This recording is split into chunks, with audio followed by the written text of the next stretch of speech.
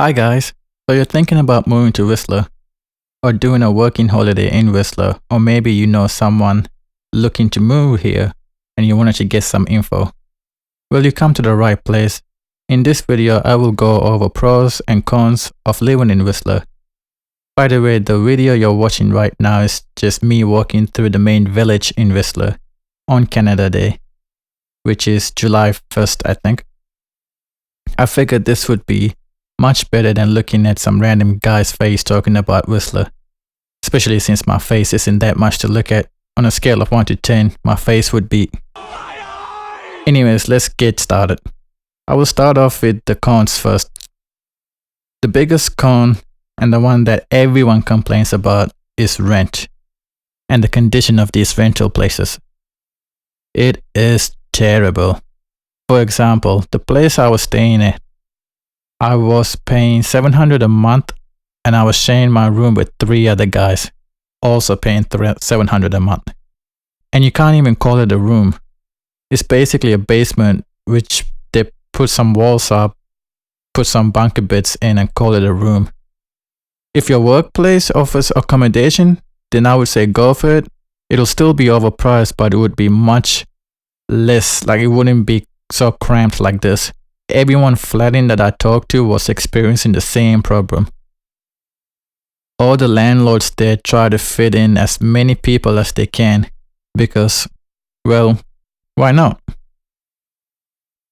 Okay, moving on to another con of living in Whistler is the price of the food. The price of the food and rent is more expensive on the west coast of Canada, such as Vancouver and Whistler. Because of this, I know people that moved just because they wanted to save some money. And moving cities is not an easy decision to make normally, right? But since the prices are so high, those people that I was talking to felt like they had no choice but to move cities just to save some money. So if you're one of those guys that's all about saving money and focused on money, then you might want to look at other places in Canada, especially the East Coast. Okay, moving on to another con, and that is you will not meet many Canadians, like actual Canadians.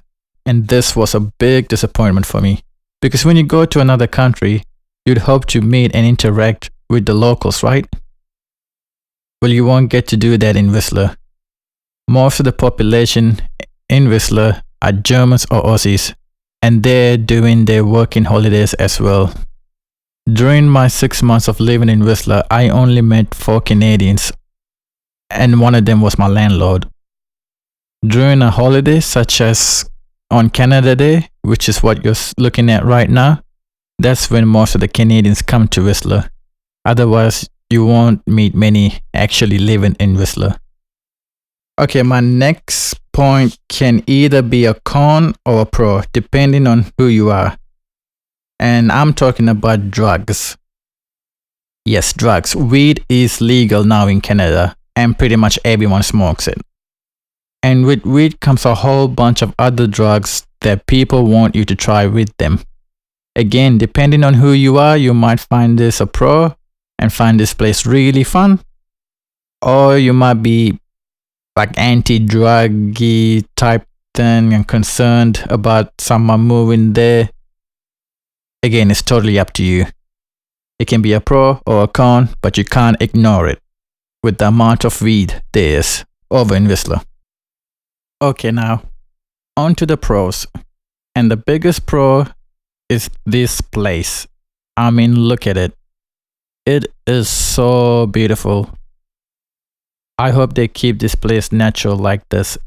The air is so fresh, and if you're into outdoor activities such as hiking, mountain biking, swimming, fishing, skiing, snowboarding, then this place is for you. There is so much to do here. And this is just a little bit of it. It's unlikely that you would run out of things to do here. 3, 2, 1, go!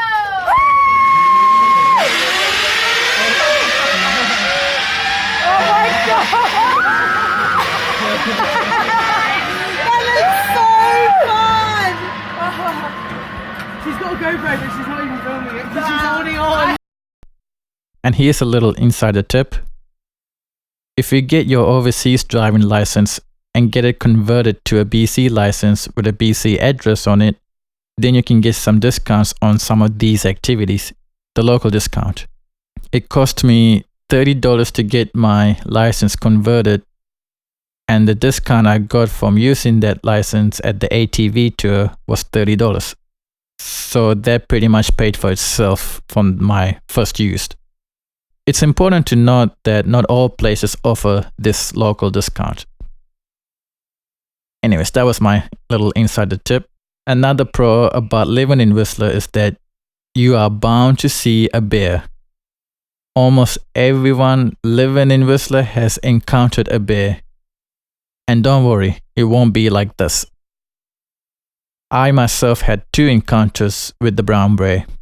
The first one was when I was walking home from work, and the other one was when I was in my backyard. Look at it. So cute, isn't it? And if you live in Whistler, you won't have to pay hundreds of dollars for a bear sighting tour like most tourists do.